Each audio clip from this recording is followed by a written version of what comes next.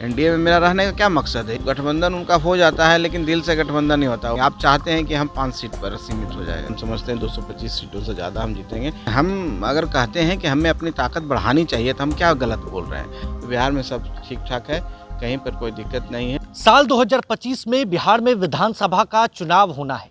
ऐसे में एनडीए का हिस्सा और हिंदुस्तानी अवाम मोर्चा भी दमखम के साथ चुनावी मैदान में उतरने की तैयारी में जुटी है। हमारे साथ राष्ट्रीय अध्यक्ष और बिहार सरकार के मंत्री संतोष सुमन जी मौजूद हैं।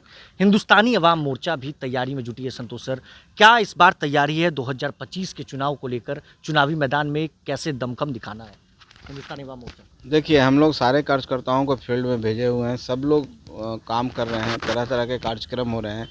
हमारे के यहाँ देखिए कि संगठन के विस्तार हेतु काम कर रहे हैं। सदस्यता अभियान को चलाए हुए हैं। हर विधानसभा में हम अपना एक सम्मेलन कर रहे हैं। गरीब संकल्प सम्मेलन इस कितने हम अभी तक करीब 10 विधानसभा में कर चुके हैं और लगातार हमारा पूरे फरवरी में शेड्यूल तय जो सैटरडे संडे का होता है सब तय है और हम पूरे 243 पर सम्मेलन कर रहे हैं। तो हमारा तो मकसद है कि हम पार्टी के रूप में अपने आप को इतना मजबूत करें, इतना धारदार तरीके से काम करें कि जहाँ भी सीट मिले तो हम उसको अच्छा प्रदर्शन करें, 100% रिजल्ट दें और सहयोगियों को भी हम अगर मजबूत रहेंगे तभी तो मदद कर पाएंगे। तो इसलिए हम लोग पूरी मुस्तैदी के साथ लगे हुए हैं और अपना काम कर रहे हैं। हम समझते हैं कि एनडीए के साथी के तौर पर, एनडीए के घटक के तौर पर हम लोग को जितना करना चाहिए हम पूरी मेहनत और निष्ठा के साथ कर रहे हैं। समय आने दीजिए, आप सब देखेंगे इस एनडीए की जो ताकत है, जो सब एक साथ हो करके काम कर रहे हैं। क्योंकि हमारे जितने भी प्रदेश अध्यक्ष हैं सब एक साथ जाके सम्मेलन कर रहे हैं और उसका अच्छा रिस्पांस मिल रहा है। जनता सब जो पहले अलग थलग रहती थी, एनडीए के सारे लोग एक साथ होकर काम कर रहे हैं। एक साथ जब अपना काम करेंगे, पूरे कारगर तरीके से करेंगे और नेताओं का जिस तरह से गठबंधन होता है, यहाँ पर कार्यकर्ताओं का गठबंधन होगा और कार्यकर्ताओं का गठबंधन होगा तो जनता का गठबंधन होगा, तो ये प्रचंड बहुमत में परिणत होगा और हम समझते हैं 225 सीटों से ज़्यादा हम जीतेंगे। तो बिहार में सब ठीक-ठाक है, कहीं पर कोई दिक्कत नहीं है और बाकी व्यक्तिगत तौर पर कोई इस तरह की बातें आती रहती है तो उसको इग्नोर मार दीजिए। लेकिन कई बातें जो है सभी के मन में खटक रही हैं, जिस तरह से आपके पिता जीतन राम मांझी केंद्र में मंत्री है मोदी कैबिनेट में, मगर वो मन से कहते हुए नजर आते हैं कि ताकत हमको दिखाना है। झारखंड में हमको उतनी पूछ नहीं मिली, दिल्ली में हमको उतनी पूछ नहीं मिली, बिहार में जो है हमको ताकत दिखाना है। इस पर किस तरीके से? जाहिर सी बात है, जब तक आप अपने संगठन क्षमता को बढ़ाएंगे नहीं, ताकत का मतलब क्या होता है? आप उसको अपने अपने तरीके से आप इंटरप्रेट कर सकते हैं, आपको आज़ादी है। लेकिन हम अगर कहते हैं कि हमें अपनी ताकत बढ़ानी चाहिए तो हम क्या गलत बोल रहे हैं? तो हम अपनी संगठन क्षमता को बढ़ाएंगे, संगठन का विस्तार करेंगे तभी तो हम मेरा भी फायदा होगा और सहयोगियों का फायदा होगा। जो एनडीए घटक दल हैं उनको भी फायदा होगा। हम अपनी ताकत को सीमित कर देंगे। आप चाहते हैं कि हम 5 सीट पर सीमित हो जाए, जैसा कि आपके बातों से लगता है, तो हम सिर्फ वहीं रहेंगे और हमारा रहने का क्या मकसद है एनडीए में? एनडीए में मेरा रहने का क्या मकसद है? ये तो एक दूसरे से लेन देन का काम है ना। हमारे पास इतने वोट को हम कितने वोटों को ट्रांसफ़र करते हैं अपने सहयोगियों के लिए, उसके लिए तो हमको अपनी ताकत को बढ़ाना ही होगा। तो वो उनके कहने का मतलब यही है। लेकिन हो सकता है कि वो बेबाकी के लिए जाने जाते हैं, अपने फ्लो में कुछ वैसे बोल देते हैं, बाकी उन मकसद उनका कुछ नहीं रहता है। वो पूरी तरह से एनडीए के साथ हैं। आदरणीय नीतीश कुमार जी को, आदरणीय यशस्वी प्रधानमंत्री हमारे नरेंद्र भाई मोदी जी को वो बहुत सम्मान करते हैं, बहुत मानते हैं और उन लोग भी इनका बहुत सम्मान करते हैं। और जो सम्मान एक गरीब और एक दलित एक के बेटा को मिल रहा है, तो हम लोग कहाँ किसी दूसरे जगह जाने की कोशिश करेंगे। इसलिए कृपया करके इस तरह की भ्रांतियाँ नहीं फैलाएं तो आपसे बेहतर होगा। तो लेकिन विपक्ष के भी कई नेता हैं जो इसको मुद्दा बनाए इस मांझी जी के बयान के बाद।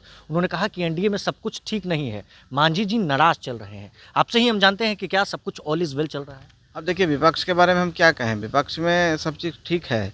अब कांग्रेस चुनाव लड़ती है, एक साथ प्रचार अलग अलग करते हैं। एक मुकेश सहनी के साथ तेजस्वी जी पूरे समय निकाल दिए, कांग्रेस के किसी नेताओं को हेलीकॉप्टर पर बैठाने लायक नहीं समझे।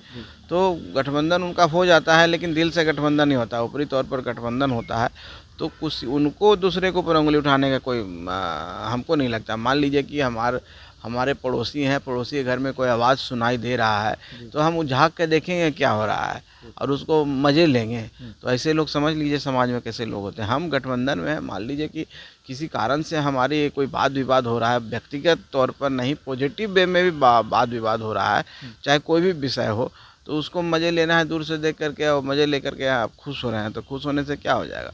हर घर में और हर पार्टी में और हर गठबंधन में इस तरह की बातें, छोटी मोटी बातें होती रहती है, उससे उनको फ़ायदा होना नहीं है। वो सोच रहे हैं कैसे कुछ लोग यहाँ से निकल जाएं ताकि हमारी सरकार बन जाए, और जो सपना लेके चल रहे हैं तो उनका सपना सपना ही रह जाएगा और उनको कुछ मिलने वाला एक नहीं। अंतिम सवाल है मेरा, नीतीश कुमार को लेकर चर्चा है कि नीतीश कुमार को भारत रत्न मिले। आपके पिता ने भी पत्र लिखा है केंद्र सरकार को कि भारत रत्न मिले। मंत्री संतोष कुमार सुमन क्या चाहते हैं? देखिए, व्यक्तिगत तौर पर हम भी चाहते हैं। हम जिस माननीय नीतीश कुमार जी को जिस तरह से मैंने देखा है और उनकी जो कार्य क्षमता है, उनकी जो प्रशासनिक क्षमता है और गरीबों के प्रति उनके दिल में जो दर्द है और बिहार को जिस विकास की ओर वो आगे लेकर गए हैं, अशांति से शांति की ओर ले गए हैं, और जो बिहार का नाम देश दुनिया में दूसरे तरीके से था, उसको उस बिगड़े हुए नाम को अच्छा करने का काम किया है। तो हर क्षेत्र में उन्होंने काम किया है।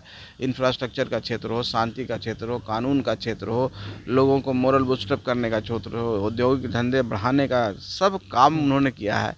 तो हम समझते हैं कि भारत रत्न के सारे क्राइटेरिया को फुलफिल करते हैं।